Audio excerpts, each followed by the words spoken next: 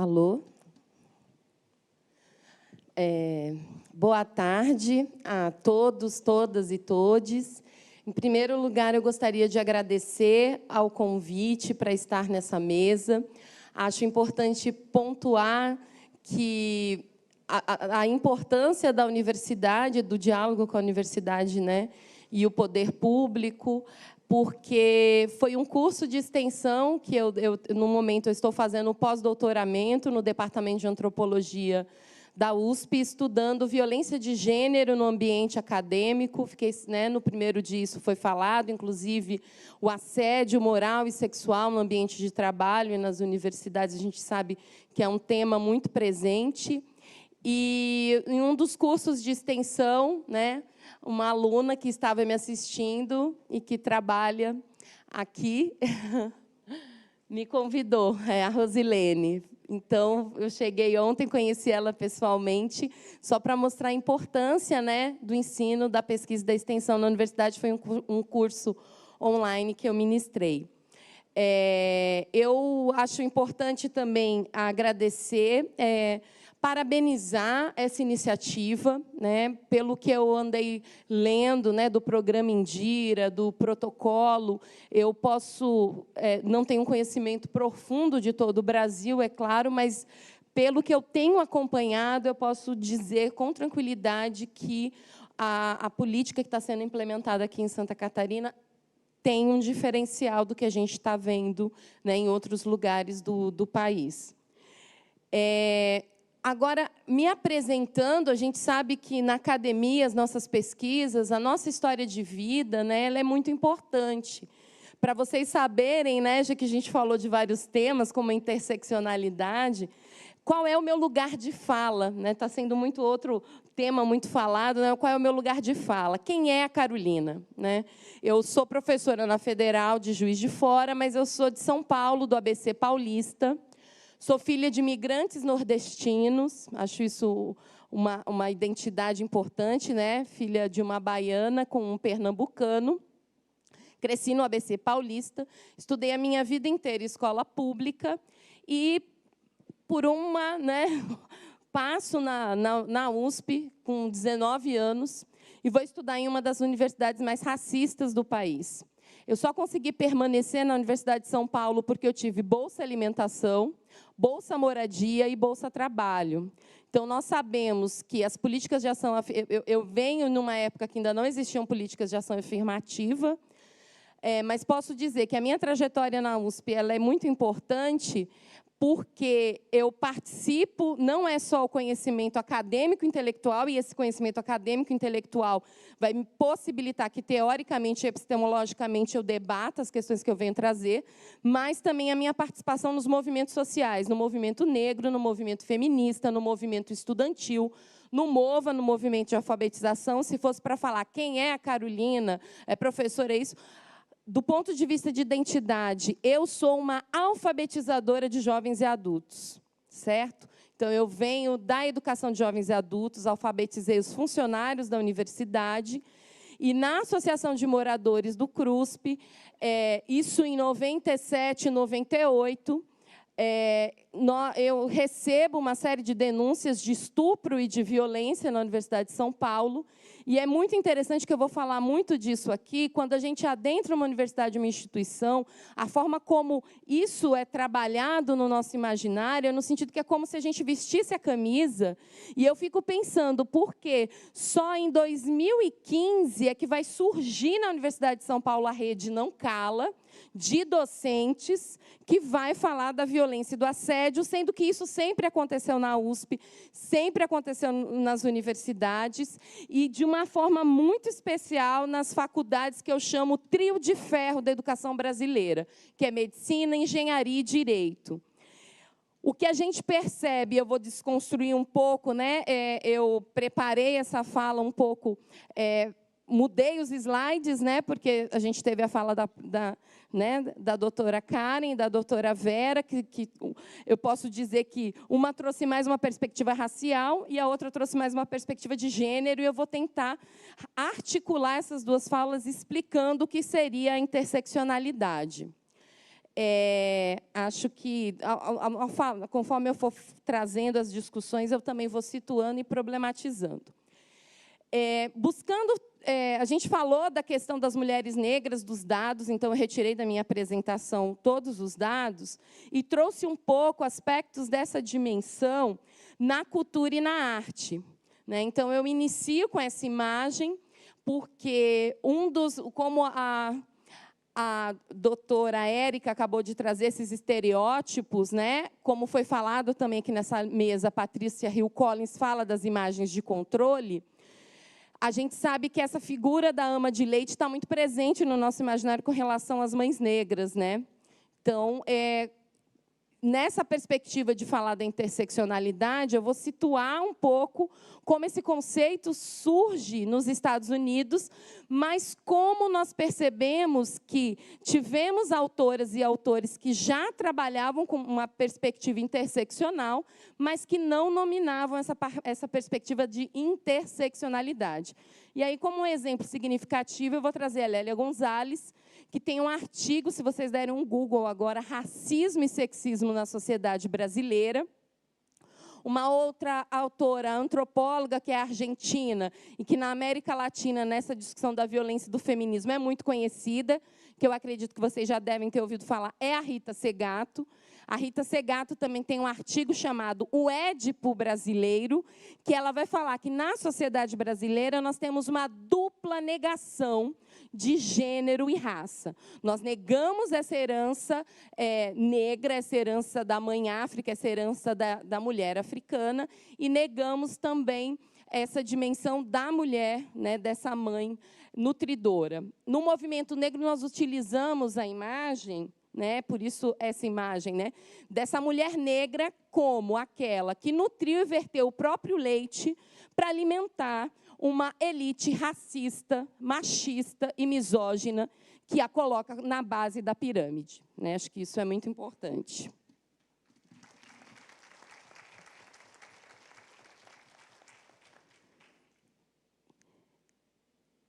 Então, aqui, essa é a Rosane Paulino. Quem não conhece também dá um Google, ela tem um trabalho fantástico para a gente ver com relação à memória dessa escravidão, essas questões simbólicas. Ela já esteve na Bienal de São Paulo, no MASP, já expôs em museus na Alemanha, enfim, na Europa, e no sentido também de trazer a importância que a gente percebe, não só, né, mas dessas referências negras em várias áreas do conhecimento no Brasil, como isso é importante. Bom, eu pesquiso as relações raciais, étnico-raciais, há uns 26 anos. Pode não parecer, tá, gente? Eu sei disso. E outra coisa que eu vou falar para vocês também é que eu tenho 4 filhos, eu sou mãe, acho importante falar isso. Tive meu primeiro filho no meio do doutorado, que é o Oruan, que tem 20 anos, está fazendo economia na FGV, no Rio de Janeiro. O Germán, que tem 17 anos, é desenhista. A Dandara, que tem 15 anos. Do meu segundo casamento, tem uma enteada, que tem 15 anos, a Clarice. E a Luara, que tem 13 anos. A Luara eu tive no meio do doutorado. Então, eu também sou uma mulher que escolheu ser mãe, eu quis ser mãe, já ouvi várias vezes, nessa dimensão de raça, gênero, classe, interseccionalidade, já ouvi várias vezes, meu Deus, já vem a Carolina com aquela fila de catarrentinho, né? Esses comentários que a gente ouve que fazem de mulheres negras, acho que é importante situar, que do ponto de vista da educação e da questão do país, com certeza eu consegui uma mobilidade social, política, econômica e cultural. Eu estou falando aqui, olha que privilégio estar nessa mesa, né? Olha quais os lugares que aquilo que eu estou estudando eu estou falando, mas acho importante localizar também o quanto isso é difícil, o quanto essas violências vão nos perpassando ao longo da vida. E não é algo que, só para exemplificar nessa violência que a gente está falando, quando a gente vai acessar um sistema de saúde, por exemplo, aquele meu corpo naquele espaço, quando eu estou em um lugar, eu sofro a mesma violência obstétrica que uma mulher negra de qualquer classe social, né? Então, essas questões é importante para a gente ver esse agenciamento de como o Estado brasileiro, como é importante a gente pensar essa interseccionalidade.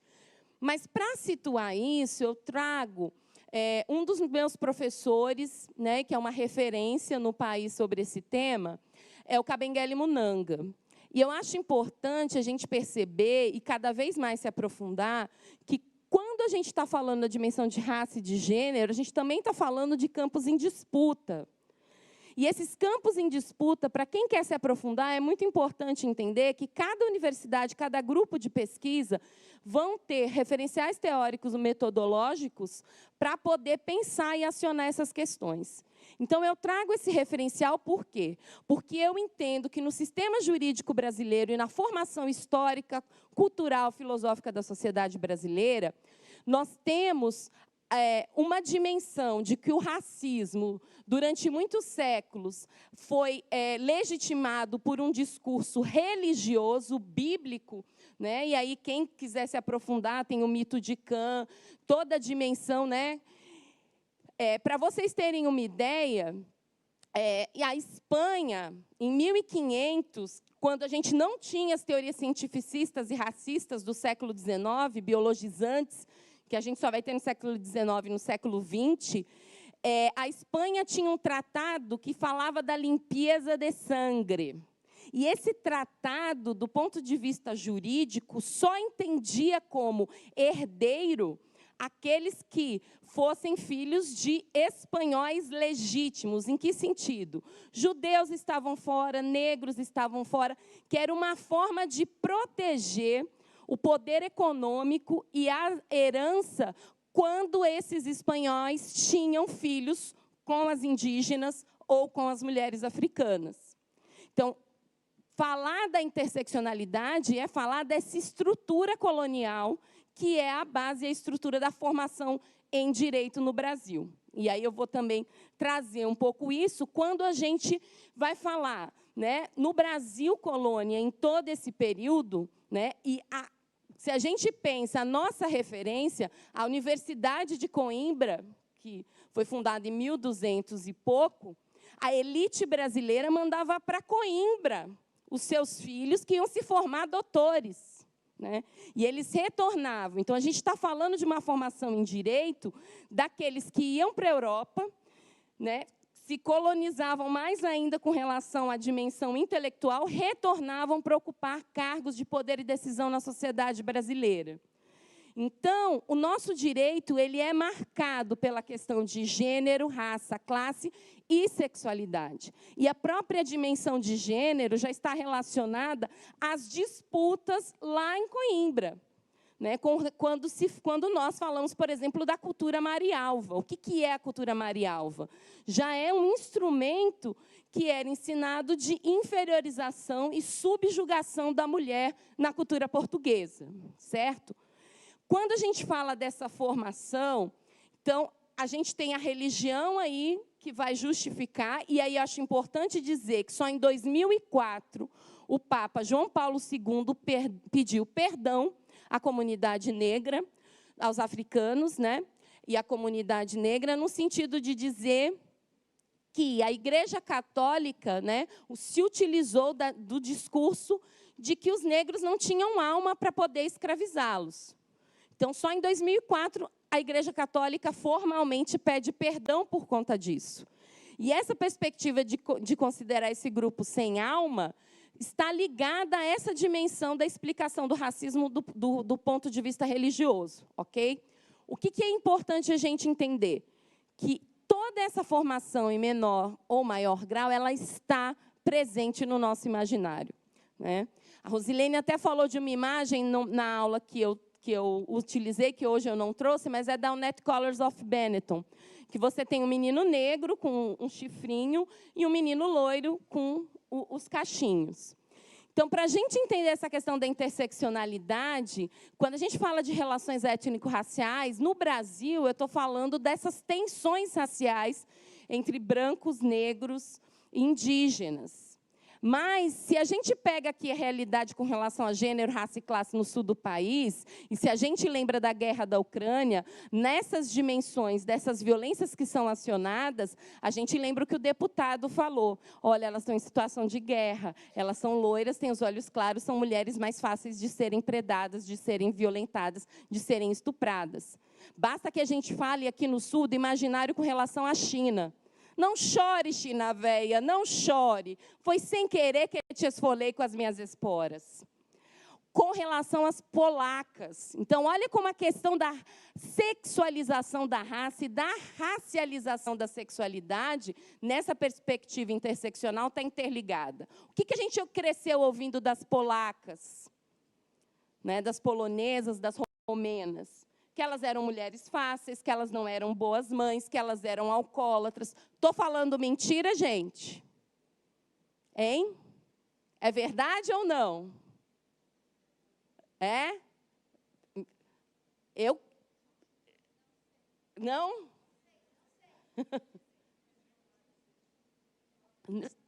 Vocês nunca ouviram isso? Da China e das polacas? Polaca azeda e da questão da sexualidade também. Não ouviram? Nos estudos sociais, depois eu posso passar uma referência. Tem essa dimensão também. É só para mostrar essa questão, só para dar um outro exemplo. E da guerra da Ucrânia, vocês sabem o que eu estou falando. Certo. Então, da onde que vem essa... Então, a gente tem no imaginário no Brasil ainda a questão religiosa, mas temos também a dimensão racial. E o Kabengele Munanga vai falar que o problema do desenvolvimento da ciência, quando você tem inicialmente uma explicação científica, tanto do ponto de vista biológico como do ponto de vista racial, ela se constrói no século XIX. Para vocês terem uma ideia, na Idade Média, não se relacionava determinadas características biológicas do que se entende como mulher com a dimensão de gênero. Isso foi uma construção. Então, quando o KB vai falar, ele vai dizer que o problema não foi você classificar. O problema foi você hierarquizar. E esse exemplo vai mostrar como que se pegou determinadas características de grupos humanos, se classificou a partir de um olhar, e aí dá para a gente perceber bem como o europeu é visto, e como é visto o africano, o asiático e tudo isso. Nas minhas pesquisas, um outro exemplo para vocês entenderem o que eu estou falando dessa questão da racialização e de tudo isso, um outro exemplo é que a gente tem percebido, com relação à racialização, que muitas estudantes orientais, japonesas, coreanas, chinesas, porque os homens que são abusadores olham para essas mulheres como mulheres que não vão relatar, não vão contar. Tem muitos casos de estudantes orientais que também são assediadas na universidade. Como tem os estereótipos que a gente tem da mulata, tem também com relação ao órgão, a vulva da mulher oriental e todas essas questões que vocês sabem do que eu estou falando, né? Não dá para a gente discutir a interseccionalidade, eu acho que a gente trouxe várias discussões, sem falar do mito da democracia racial também aí, né? Que vai estar ligado a esse discurso meritocrático e que vai estar ligado a uma série de questões, né? Mas eu vou passar porque não é... só para a gente situar também que é importante entender o que é esse mito da democracia racial para falar dessas questões. Aqui eu trouxe algumas imagens e algumas autoras que são pesquisas no Google, quando a gente joga a palavra interseccionalidade, né? Então, aqui tem algumas delas, alguns autores também. E eu acho importante situar, gente, que a disputa de conhecimento, e eu acho que com as redes sociais, hoje a gente consegue seguir, acompanhar, houve uma disseminação maior de um conhecimento e de determinados termos. Só que é muito importante a gente entender que o tempo da academia para a incorporação de determinadas denominações, assim como o tempo jurídico, o tempo das leis, não é o mesmo tempo das redes sociais, não é o mesmo tempo das pesquisas. Então, o que a gente hoje, que aí foi colocado, né, a partir de uma fala, tem um determinado modismo, tem determinadas questões, a gente pode dizer que desde os anos 70, a questão já havia sido problematizada. Eu acho que a doutora Karen explicou um pouco isso quando ela falou do feminismo negro e quando ela vai falar também desse momento em que você tem os movimentos sociais se articulando como uma crítica à modernidade, à Revolução Industrial, como uma crítica.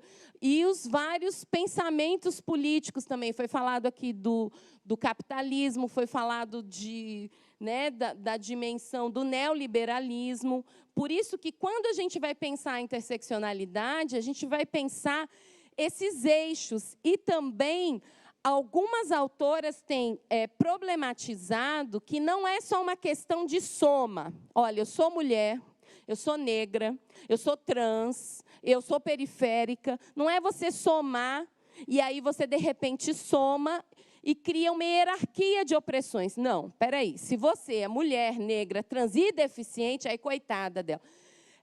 Eu acho que quando a professora Vera, hoje de manhã, colocou, eu gosto muito de uma fala que a Audre Lorde vai fazer, que é problematizar que nós não podemos entrar em hierarquia de opressões, porque pensar com essa lógica também vai fazer com que a gente entre em uma hierarquia de violências. E eu posso dizer para vocês que a minha pesquisa, que se relaciona com a violência de gênero no ambiente acadêmico, nós temos estudantes que o professor segurou no rosto e deu um beijo forçado, e do ponto de vista de um beijo, você fala, nossa, ele deu um beijo forçado, né? Tem várias outras questões que estão relacionadas. Essa menina não conseguiu terminar o mestrado, ela abandonou, e ela teve sérias sequelas emocionais e psicológicas por conta disso. Então, depende da rede de apoio, do acompanhamento, depende de uma série de fatores. Ela acabou perdendo o mestrado e não retornou à universidade porque aquele professor era uma figura muito importante para ela, né? Ele representava segurança, ela tinha confiança nele. E nós temos casos, por exemplo, de uma estudante que sofreu um estupro coletivo e que teve uma rede de apoio e que teve um acompanhamento, e ela...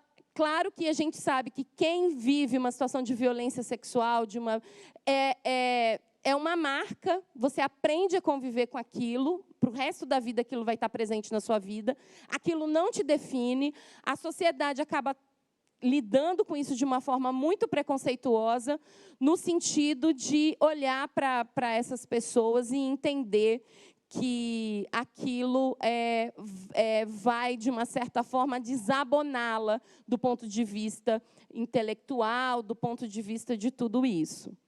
Então, essas imagens que eu estou trazendo para vocês vão mostrar... quando a gente joga na internet também, aparecem todas essas imagens, são só exemplos para vocês verem. E esses exemplos, o que nós chamamos de marcadores sociais da diferença, eles são acionados para a gente desconstruir essa ideia de que existe só uma única forma de ser mulher, e de lidar com todas essas questões. Então, eu gostei muito da fala da doutora Érica, no sentido de que é muito importante dar escuta, é muito importante entender todas as relações que estão ali colocadas, que, às vezes, aquela estudante, acontece isso, e ela já financeiramente não tinha dinheiro para pagar a passagem, mas, se ela tivesse o dinheiro, ela conseguiria não abandonar a escola. A universidade, por exemplo, né, no caso do que eu estou falando. Então, perceber a dimensão da religiosidade, a dimensão de geração e o que a gente está falando de um etarismo, da gordofobia, do capacitismo, da LGBTI-fobia e todas essas questões que são importantes para a gente entender. E aqui eu trago mais um outro exemplo, né? Trans, gordas, negras, lésbicas, bi, trabalhadoras.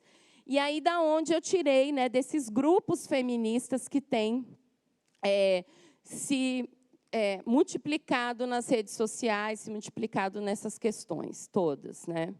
Então, aqui é uma outra imagem, né, que só para exemplificar. o que seria pensar essas questões. Outra questão que é muito importante colocar é que, do ponto de vista dos estudos de gênero, a gente está falando de um campo do conhecimento. A palavra gênero, a primeira vez que ela foi usada, ela foi utilizada na área da medicina. E depois você tem, né, um artigo que é um artigo que situa isso no campo da história, é o da John Scott, que vai falar gênero, uma categoria útil. Mas mesmo no Brasil e mesmo nas discussões teóricas, nós temos várias perspectivas teóricas que vão trabalhar com a ideia de interseccionalidade também.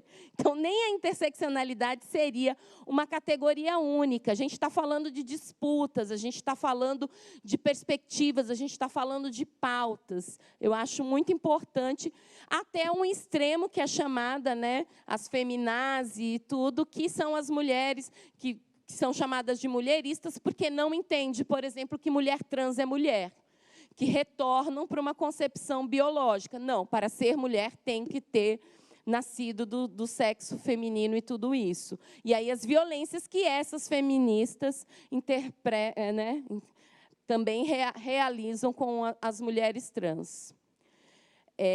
Então, aqui, só para dar um exemplo, né, dessas disputas, e aí eu acho importante dizer também que nós temos um momento e um diálogo entre os movimentos sociais e a academia, no sentido dessa academia articular determinados saberes e conhecimentos que vêm dos movimentos feministas, e os movimentos feministas também se utilizarem do movimento acadêmico, se utilizar dos conceitos teóricos da academia para legitimar suas lutas. Então, quando a gente pega e fala, olha, vamos falar do genocídio da juventude negra, 80% dos jovens que morrem são negros. Esse conhecimento que foi construído a partir de perspectivas de mapas da violência retorna para os movimentos sociais, no sentido dos movimentos sociais construir um discurso com relação à defesa, com relação à problematização do que especificamente as mulheres negras estão vivendo com relação à violência com os seus filhos, inclusive as pautas.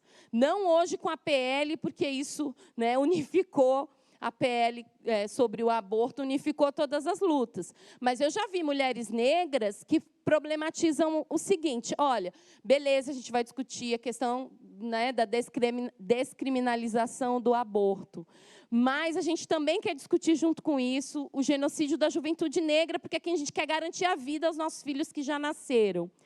E o quanto que a gente percebe nessas discussões também, como tem um discurso que é extremamente pernicioso, mas que desresponsabiliza o Estado. Porque eu quero intervir no útero de uma criança, eu quero que uma criança seja mãe, mas o Estado se retira quando precisa pensar políticas públicas para a maternidade, a creche, a mulher trabalhadora que tem filhos e tudo isso. Então, existe um engendramento da violência e da necropolítica, que aí o Estado ele só chega quando você já tem um nível de violência, ele se retira de políticas públicas e ele chega só com a repressão. Né? O Estado chega para matar, para morrer, para deixar corpo no chão, como diz o BOP, ou para encarcerar uma determinada população, né? Que é essa dimensão que o Estado vai ter com relação ao monopólio da violência. Então, aí aqui eu já falei um pouco do feminismo negro. Nós temos, como eu disse, é muito interessante a gente perceber que quem cunhou o termo interseccionalidade foi a Kimberly Crenshaw, né? E a Kimberly, ela vai trazer esse termo da área jurídica. A Kimberly é advogada e ela está, em casos nos Estados Unidos, tratando da dimensão jurídica de empresas que tinham uma política de permanência de funcionários negros e tinha de mulheres. E aí ela vai dizer, só que essa política para os negros não contemplava as mulheres negras e a política de gênero para as mulheres não contemplava as mulheres negras também. E aí ela desenvolve esse conceito de interseccionalidade para poder falar né? Deixa eu ver, acho que tem... esse é a forma como a Kimberly vai trazer. E é ela que cunha esse termo de interseccionalidade. Eu trouxe aqui a foto da professora Mara Viveiros, que é uma antropóloga colombiana, que vai utilizar, porque a discussão teórica que a academia está fazendo agora, inclusive vai ter um concurso de sociologia na USP, que um dos pontos é interseccionalidade, teoria ou método. A interseccionalidade, ela seria uma teoria ou ela seria um método? Eu tive aula em um curso na Federal da Bahia com a Angela Davis, com a Mara Viveiros, com professores da Universidade na Itália, da Universidade na África do Sul. E a Angela Davis estava fazendo pesquisa exatamente sobre a questão do encarceramento, né, na América Latina, qual era o público desse encarceramento, e ela dizia que era uma questão ética, que você fazer qualquer pesquisa sem situar qual é o público que você está trabalhando, em termos de raça, gênero, classe, sexualidade, tudo isso, não tinha sentido nesse sentido. Era preciso, era uma questão ética você situar. E eu penso que, trazendo essa questão para a dimensão do que a gente está discutindo hoje, é muito importante a gente desconstruir esse imaginário e essa questão. Depois eu posso passar para vocês, desconstruir esse imaginário. Meu tempo acabou, eu só vou passar para falar um pouco do Brasil, né? Como que a gente pode entender a interseccionalidade como a articulação de várias categorias, né, de opressão, vamos dizer assim, de subalternidades, mas entender que esse discurso de falar, ah, meu Deus, agora não pode nada, não pode nem chamar o doce de nega maluca, mas perceber o quanto que na nossa estrutura e na nossa cultura isso é fundacional. Quando a gente fala da questão da violência no nosso país e da violência direcionada a determinados corpos, ela é histórica. Aqui é a Sueli Carneiro e a Lélia Gonzalez e a Beatriz Nascimento, né, que também foram trazidas. Aqui eu trago algumas imagens para a gente ver como que isso se constrói no imaginário e o quanto também se constrói no imaginário, principalmente aqui no sul do país, e eu posso tranquilamente falar porque eu morei no Paraná, eu fui professora na Universidade Estadual de Londrina durante muitos anos, participei de formação de professores, e quando a gente ia fazer essas formações, era muito difícil, porque o discurso que era assim, não, mas meu pai dizendo de alemão, de italiano, ele veio e venceu. E a gente falava, ok, ele veio e venceu, mas ele veio como? Ele veio num navio negreiro, um em cima do outro, ele veio buscando melhores condições de vida e de oportunidade, sim.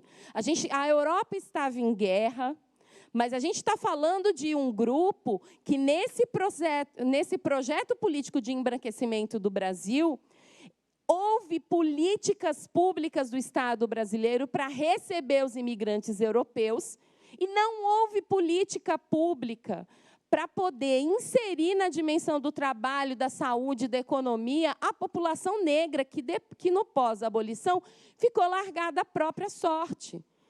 E isso era algo que se prestava atenção e se entendia. Por quê? Porque Rui Barbosa, né, que inclusive chegou, né, uma cédula, ele pediu para queimar todos os registros dos navios, porque ele tinha medo que os descendentes dos africanos escravizados, no futuro, buscassem políticas de reparação para os seus descendentes. Então, quando a gente falar da questão do direito, falar do processo de animalização, é mexer em uma ferida nacional e é mexer em questões muito profundas do nosso imaginário que perpassam não só uma relação racional, mas uma relação que está presente no imaginário, mas no que na universidade nós chamamos de currículo oculto. E aí, trazendo a discussão que a colega falou sobre educação, eu concordo, e a minha experiência enquanto professora da educação básica, a gente precisa de um processo de reeducação de homens e mulheres, principalmente para o nosso sistema sair dessa dimensão que vai olhar para os abusadores, os assediadores, os agressores, como algozes também. É uma responsabilidade de todos nós. Quando eu estou na escola com uma criança de 6 anos, e aí eu faço uma brincadeira com as crianças, olha para o seu colega, o que você tem de igual e de diferente? Aí um fala, eu tenho a pele mais escura, ela tem uma pele mais clara, eu sou mais alto, eu sou mais baixo. Aí até que as crianças chegam na dimensão de sexualidade. E você? Professora, o fazedor de xixi dela é diferente do meu. Qual é o nome? Como que na sua família chama? Aí um fala, na minha família é Pepeca, na minha família é Pipi, na minha família é Dirce. Professora, na minha família é Países Baixos. Aí eu vou lá, não, chama vulva, vagina, pênis, é o nome científico. Ok, e o seu, como chama? Aí o menino de 6 anos vira para mim e fala, lá em casa meu pai chama de predador de perereca.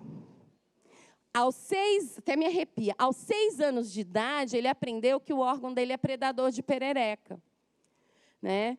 E aí você vê o que a gente... Porque, assim, uma fala da professora Ana Flávia, da Faculdade de Medicina, na minha pesquisa, eu entrevistei docentes de várias universidades do país. Aqui, essa imagem eu gosto muito porque ela mostra como esse imaginário está presente na propaganda, né? Um cara do BOPE caído, o Conselho Nacional de Propaganda pede para retirar essa propaganda, e aí essa frase, né?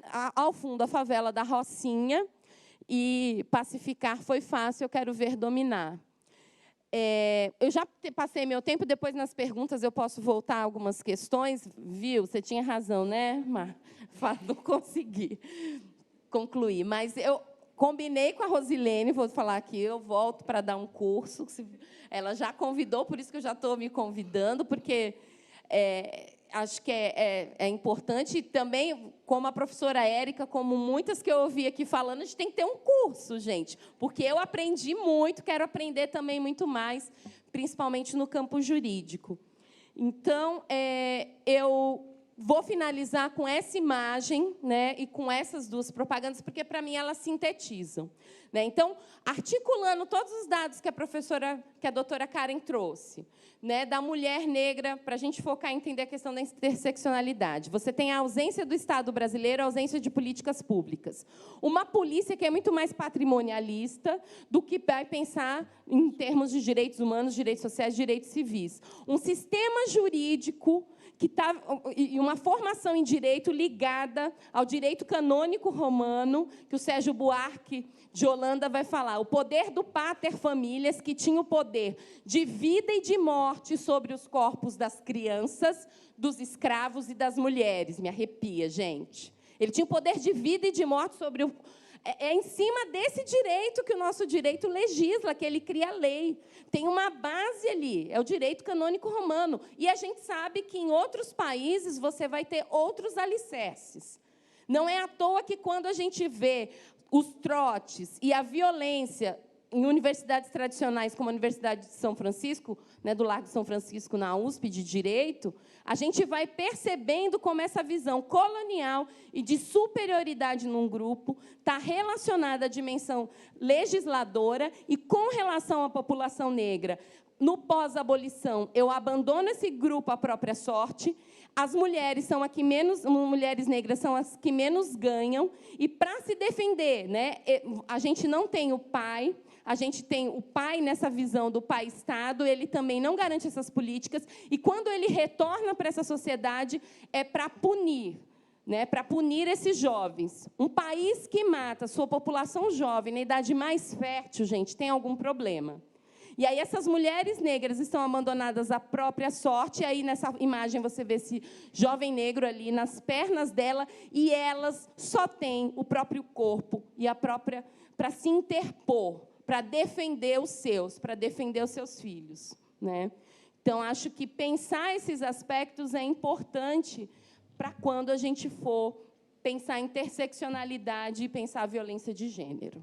É isso, gente, para dar tempo para outras pessoas falarem.